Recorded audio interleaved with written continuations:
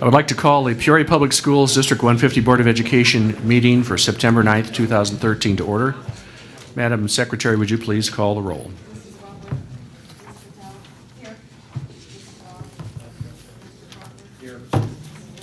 Here. Here. Would you please stand for the Pledge of Allegiance? I pledge allegiance to the flag of the United States of America and to the republic for which it stands, one nation, under God, indivisible, with liberty and justice for all. Thank you.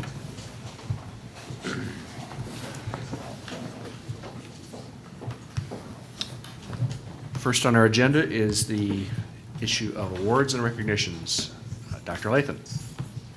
Hi, if Lana Myers would come up and present Peoria's finest teacher. Hopefully this is on. Good evening. Peoria's Finest Teacher is a monthly recognition that we are sponsoring for those members of PFT that go above and beyond, exemplify best practices in teaching, and/or reach out to our community and parents to be involved in our schools. The teachers in this district work so hard to serve the children and families of Peoria each day, and we want to showcase this positive effort. We want to thank our winner's principal, Jamie Brown, and assistant, Mr. Durr, who are both here this evening. And we want to thank any faculty, friends, and family that are here in support of our winner also. Our nominators of this month's winner are Sheila Busson and Karen Castle, if you'll come up, ladies. And this month's Peoria's Finest Teacher is Angie Klimko at Roosevelt. Come on up, Angie. Congratulations.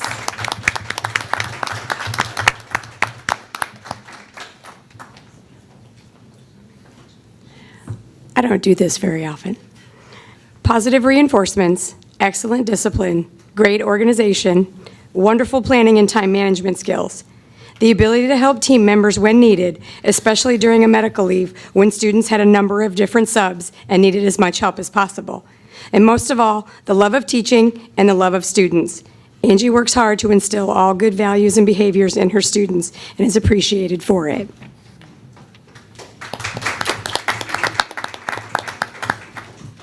Angie had my inclusion students last year, and they didn't just thrive in her class, they grew by leaps and bounds, and it's all because of Angie.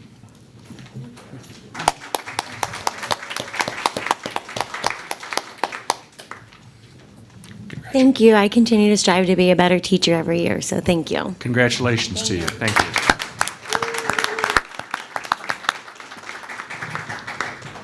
Dr. Lathan, any other awards and recognition? Then we'll move to announcements. A very special thank you to our advanced placement teachers from our 3 high schools. They participated in AP Saturday, this past Saturday at Peoria High. So thank you so much to the curriculum department and Ms. Johnson for arranging that for 33 of our teachers in the district. Some great ideas came out of the session last Saturday, and you'll see some other things happening throughout the school year. Also, last Thursday night, we kicked off Parent University at Mark Beals for the 2013-14 school year. We opened up with a parent forum in the cafeteria. Then we moved into breakout sessions. 2 of our sessions, the PALS program, Parent as Leaders program, was very well received by district parents. I know there were concerns or things lodged that it was only open to district parents, but the parents that were participants really enjoyed that program. And one of the main comments that came out is they're tired of the negative publicity and people that constantly find things that are wrong with the district as opposed to voicing all the great things that are happening in the district. So they made a charge last Thursday night that they're going to continue to help the district promote the great things that are happening and push back when people continuously find things that are wrong with the district. We do make mistakes, and we work on improving that. You'll see tonight behind us, we have boards representing Northmore Primary School. October 8th is our next Parent University. It will be held at Northmore. So each month, where we'll hold Parent University, those schools will be displayed. So a very special thank you to Ms. Malahy and her staff at Northmore for sharing information about Northmore Primary School. So if you want to see after the meeting to take a closer look, please feel free to come up. They share with you their data, where they make their decisions, the things that happen in their building around technology, campus learning, music, art, Spanish, and PE. So great things are happening at Northmore Primary School. Thank you. Thank you. Any other announcements from board members? Okay. Ms. Patel? I'll just say, because we were just talking about it, I had the opportunity to attend the first Parent University, and the turnout was amazing. There were 70 families. I mean, the cafeteria was full, and it was great fun. It was a lot of engaged, excited parents, and I had a very good time. Great, thank you. Moving to the approval of minutes. Would entertain a motion to approve the minutes for August 26, 2013. So moved. Second. Any discussion? Being none, Madam Secretary? Aye. Mrs. Ross? Abstain. Mr. Crawford? Aye. Mrs. Wolfmeyer? Aye. Mr. Clark? Aye. 4 ayes, no nays. Thank you. We've now come to the place on our agenda where members of the public may address the school board on any topic. Please come to the podium and give your name for the benefit of our minutes. The time limit for any one speaker is 5 minutes, and the time limit for any one topic is 20 minutes. No person less than 18 years of age may address the board unless accompanied by his or her parent, guardian, or teacher, except with the unanimous consent of the board. Sharon Cruz.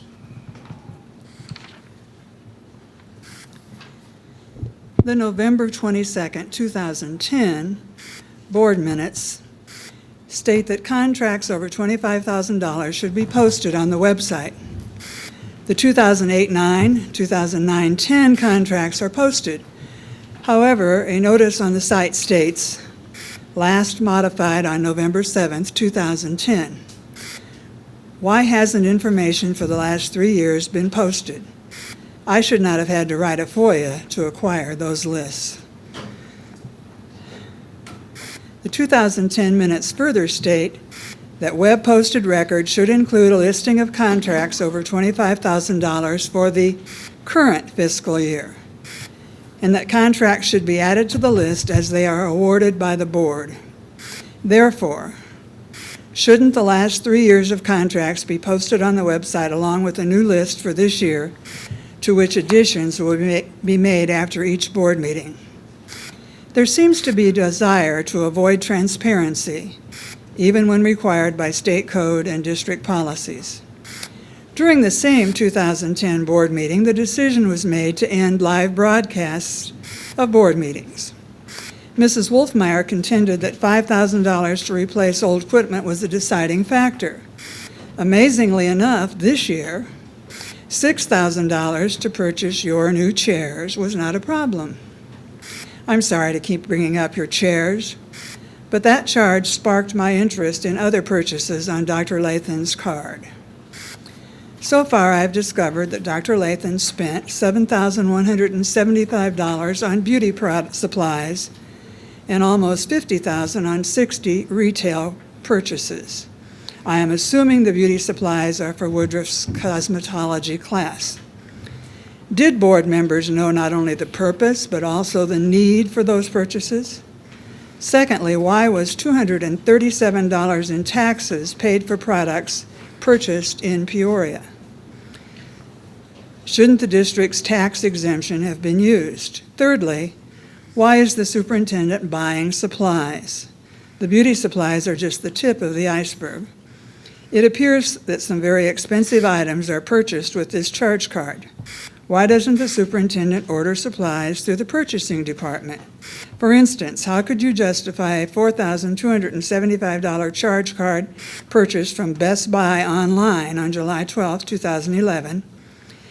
Actually, the order consisted of 5 items at $855 each, with a total tax of $275.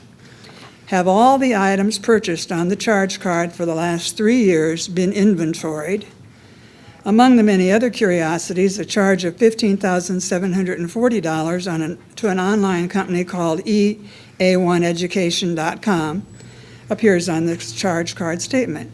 Why is a $15,000 charge a legitimate use of the superintendent's charge card? And then, of course, I am curious as to why the district should pay $51 for Apple iTunes. The lists given out tonight are about half of the charges on the card. These 2 lists are posted on emergepeoria.com and on Emerge Facebook. Catered food, purchases relating to educational materials, and travel expenses are yet to be compiled. Old board meeting minutes are informative.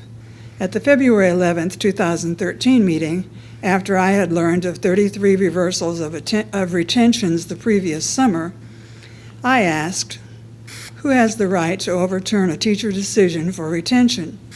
Dr. Lathan's response to that question, recorded on Elaine Hopkins' Peoria story, clearly was that the principal, an instructional improvement officer, and the superintendent have that right. At the May 13, 2013 board meeting, I read that policy, which makes clear that superintendent cannot change a teacher's decision about grades or retentions. The February 11 minutes quote Dr. Lathan as saying, building principals have the right to overturn a teacher decision, as well as an instructional improvement officer has the ability to override a principal's decision. Her reference to her own right to change grades has been omitted. So should the minutes state what the superintendent actually said, or wished she had said or done? And I do want to thank you all for putting public comments on the Ustream. Thank you.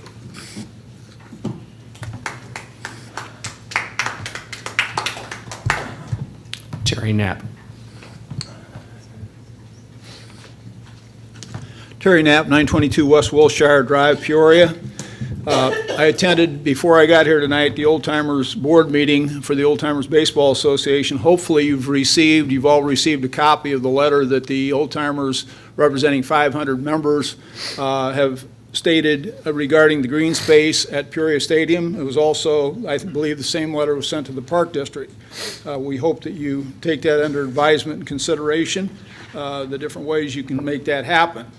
At the last meeting, and I hate to beat a dead horse, but I only had 2 minutes, I mentioned to you that the students, the lowest of the low inner city academically achieving students, had the right, I guess, to go to Charter Oak and Lindbergh. And I mentioned to you that basically they're going to travel from New York City across the country, across the Mississippi River, across the Rocky Mountains to Los Angeles. That's a conservative amount. That's 2,800 miles. Actually, the total that they're going to travel is more like probably 3,200 or 3,300 miles this year alone at 10 miles per hour in a school bus. Now, I know today is exceptionally hot. Tomorrow is going to be exceptionally hot. I don't know if your school buses are air conditioned or not. I'm guessing not. But anyway, these children in the wintertime are going to get up before dark and return home after dark. These kids in primary school don't need this grief. That's just the way it is. It was said after I made my comments that, in fact, the enclave from Warner Homes was, the decision was made by the federal government for integration purposes back in the 60s, and those students are still being transferred by bus to Richwoods or the Richwoods area. That concerns me also, because if the Board of Education is honest and interested in their students, they should have done research by now to see if those students actually may have dropped out of school or in school or academically excelling or not excelling. It's like the Valeska-Hinton thing that we've talked about repeatedly over the last 10 years. Does early childhood work? Well, produce the evidence that shows that the kids, the 3- and 4-year-olds at Valeska-Hinton, have achieved great things at the other end. We continue to talk about that. It's easily as pushing a button, getting their ID number and following their progress through. We refuse to do that. I cannot believe a school district like this is not research oriented and can produce it to the public and show them that Valeska-Hinton is working, or the enclave is working, or taking steps to show that this new pattern that's going to go to Charter Oak and Lindbergh is going to work or not work. I just can't believe that we're not, telling the public what really is. I would also like to say, as far as people contacting people, it was just mentioned about the parent university being open to taxpayers or not open to taxpayers.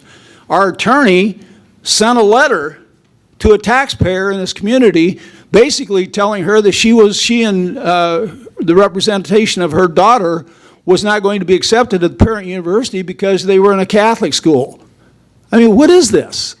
They're taxpayers. They're already paying double to go to a Catholic school and paying taxes to your school system, to our school system, where my kids went to school. I can't believe we pay an attorney extra money to write a letter to the lady saying she can't come. Can't the superintendent write the letter? Can't Mr. Copeland, her assistant, write the letter?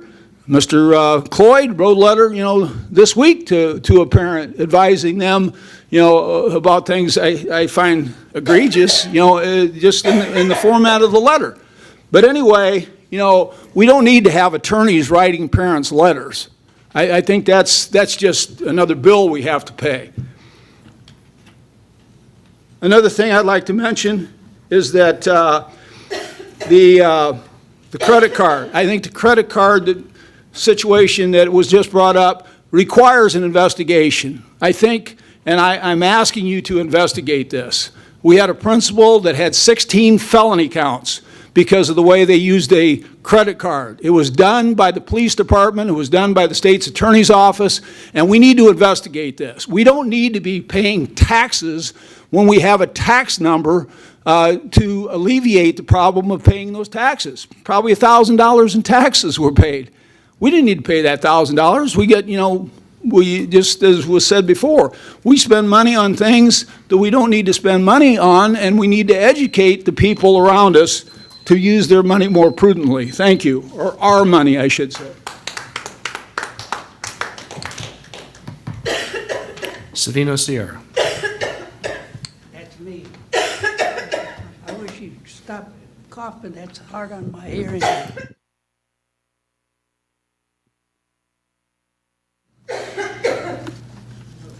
I've got the solution for that busing that's costing us money.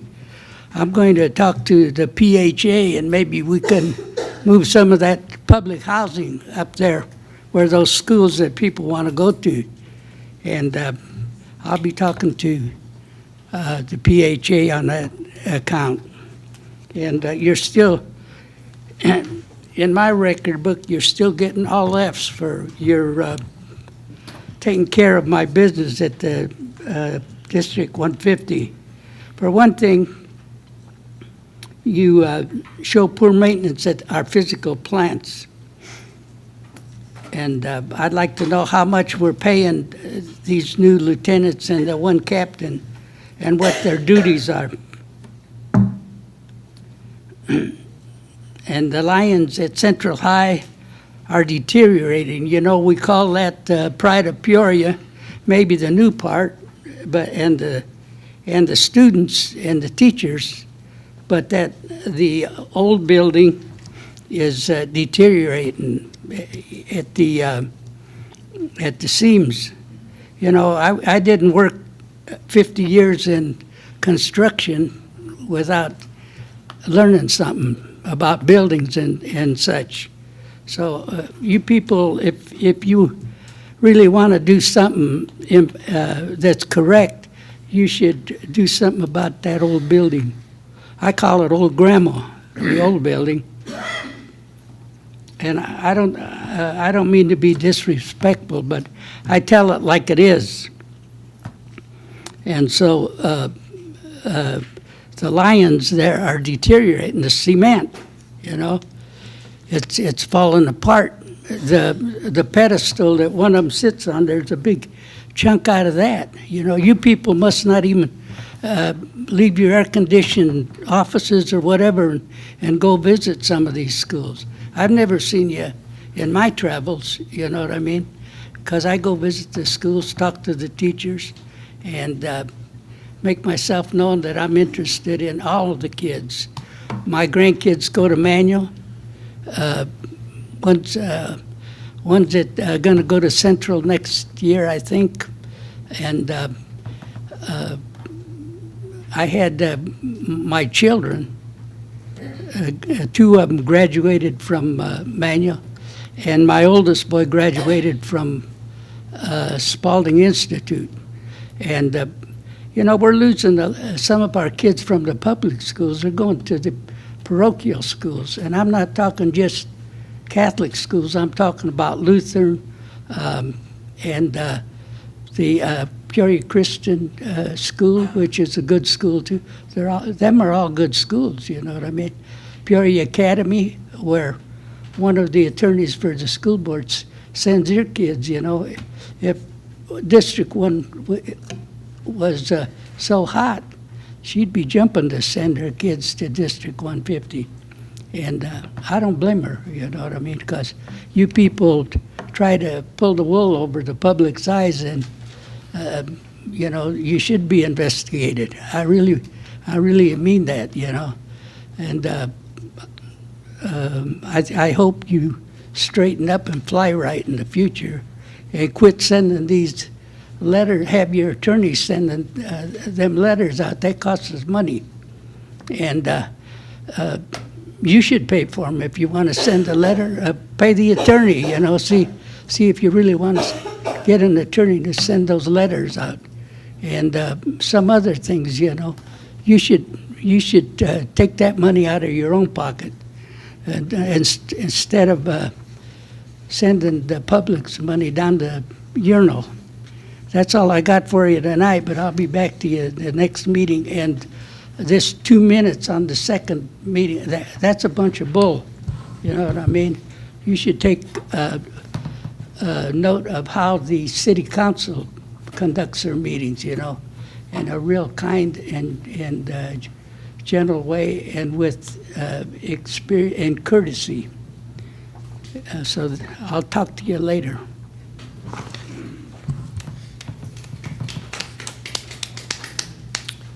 Mary Fran Wessler.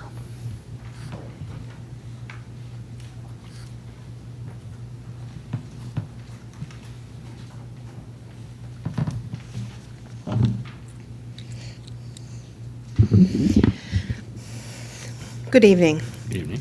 I'm here tonight as a spokesperson for the Union Leadership Council, which encompasses the 6 unions representing the employees of Peoria Public School District 150. With me here tonight, and they'll stand when I introduce them, are Tim Land, Chairman of the Coordinating Council of Maintenance and Operations Employees, and also President of Firemen and Oilers Local 8. Danny Mottler, Maintenance and Operation Union Business Rep. Jeff Adkins-Dutro, who really needs no introduction, but is the president of the Peoria Federation of Teachers, Local 780, and Lana Myers, who is a PFT vice president. Also present are Monica Wilson, who is president of the Policemen's Benevolent and Protective Association, Unit 114, and Lynn Williams, president of the Homeschool Facilitators Union. I am the president of the Peoria Federation of Support Staff, Local 6099. Our 6 unions include the 5 represented here, along with the Transportation Union, Local 3716. Some of our groups, like the Teachers Union, garner the lion's share of focus and attention from the board and the community, as they should, because of the crucial importance of their jobs. But as anyone who's ever run a business knows, you can't operate without safe and working facilities, without support and assistance, without clerical staff, without a way for your customers to get to you, without security, and so on. It takes all of us together to make District 150 work. Our members perform very different jobs in our schools, but we are, in many ways, the day-to-day face of District 150 for our students and parents. We are often the first and last district employees they see each school day. Our Leadership Council doesn't have an official name yet, and we certainly don't have a catchy acronym. But we do have some things that we're sure of. We expect the best from our members, and we expect the best for our members. As union leaders, we will stand firm on issues that involve our members, and we may address you on these issues as union leaders. But our primary goal as a council is to remain positive and steadfast as we deal with the opportunities and challenges of our school district. We are the public voice of our members, separately and together. in our different capacities and representing our specific constituencies, but operating as a team. We will continue to meet together and strive to make District 150 the best it can be. We invite you, we encourage you to communicate and work together with us in this endeavor. Thank you.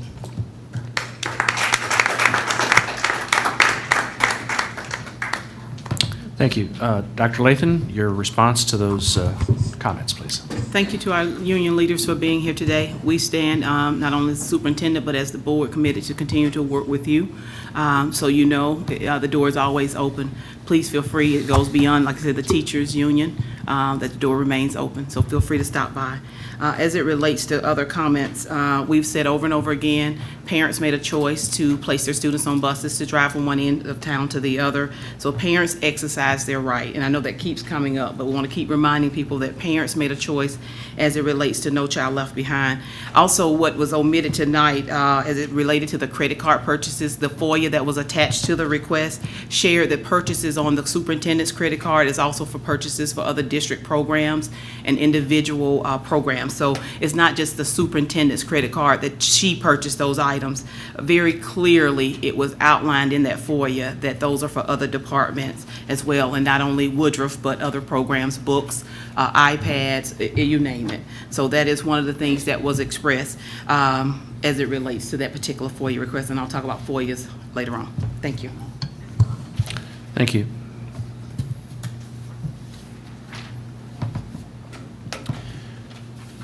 Turning to remarkable rule number 3, respect our finances, purchase overs over $2,500. Dr. Kinney. Any questions about those? Hearing none, the salary compensation report, Dr. Kinney. Yes, we did give that to you, and it is online. For those that want to see it online, if you go to About Us on our website and click on Finances, it's under the salary button there. This is a report that we generate every year at this time of the year that's for the certified staff. It does include all certified teachers and certified administrators. We take the time to also include on there non-certified administrators. What's in the report is obviously their name, their position, a total salary column. That salary would include board-paid pension contributions.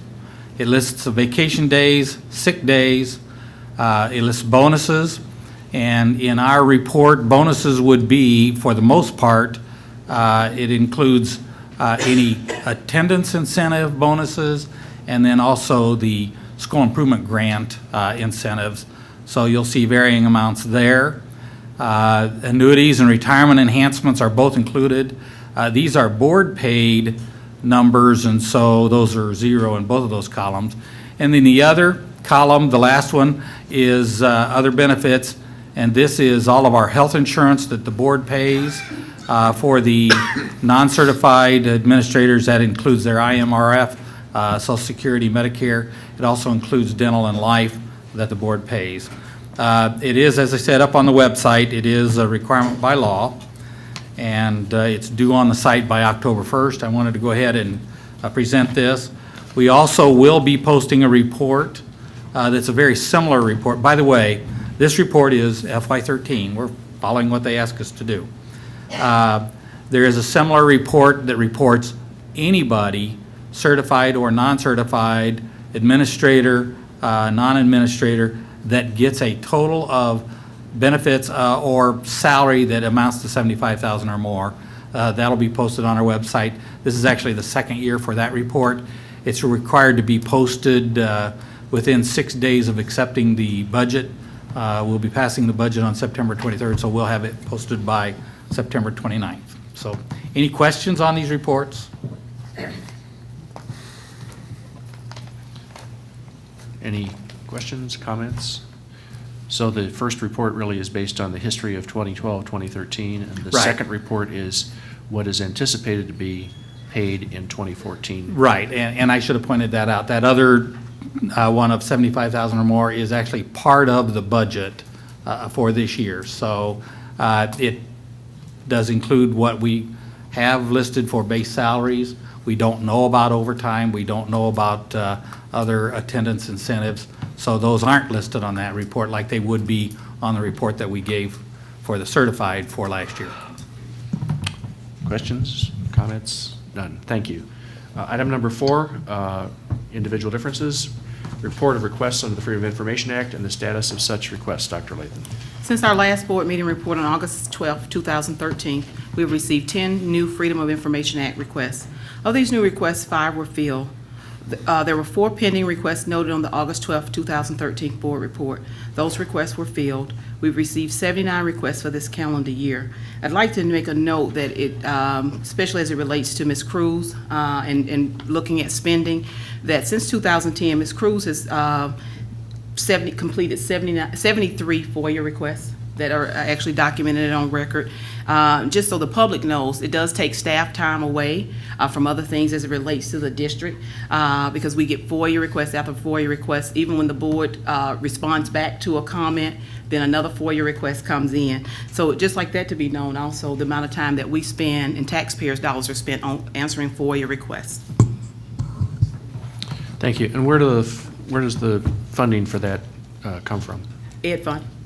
So those Because FOIA it's a requests salary. are paid out of the Ed fund? Yes. Okay. So basically, every time we spend money on a FOIA request repetitively, we're taking money out of the education fund? Yes, we are. Okay. Well, that's certainly admirable. Okay, the consent agenda. Vice President Wolfmeyer, would you please read that?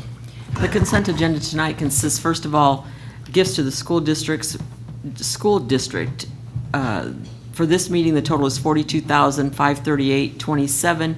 Year-to-date, it's $54,806.63. Tonight's donations range from anonymous cash donations to school supplies, to food coupons, to some computers and miscellaneous equipment from Bradley University. There are also donations totaling $23,815 made to the Peoria Public Schools Foundation. The following donations will be accepted and letters of appreciation will be sent to the donors. We appreciate all of the help we get from our donors. It also includes the approval of the payment of bills, the approval of the Human Resources Report, the payments for travel, the 2013-2014 application for recognition of schools. The proposed action is that the 2013-2014 application for recognition of schools be approved for each of the schools of the district. Item 6 is a field trip approval. The proposed action is that the Board of Education approve the field trip for select AVID 7th and 8th grade students from Lincoln K-8 in Indianapolis, Indiana on Saturday, October 12th, 2013 to gain exposure to college communities and culture. This trip meets the requirements of the AVID program, which provides exposure to college and assistance with academics and admission to first-generation college students. The trip will be funded by Title I. Item 7 is the Human Service Center's Youth and Community Service proposal. The proposed action is that the Board of Education approve the attached proposal with the Human Service Center to provide alcohol, tobacco, and drug prevention educational programs, mental health counseling, and provide oversight of the district's abeyance program per Board Policy 7:190AP. The mental health counselor will be housed at the Knoxville Center for Student Success and provide counseling services to the students who attend KCSS. The cost of these services through September 30th, 2014 will be $62,000. Thank you, Vice President Wolfmeyer. Would any board member like to have any of these items pulled for a separate vote?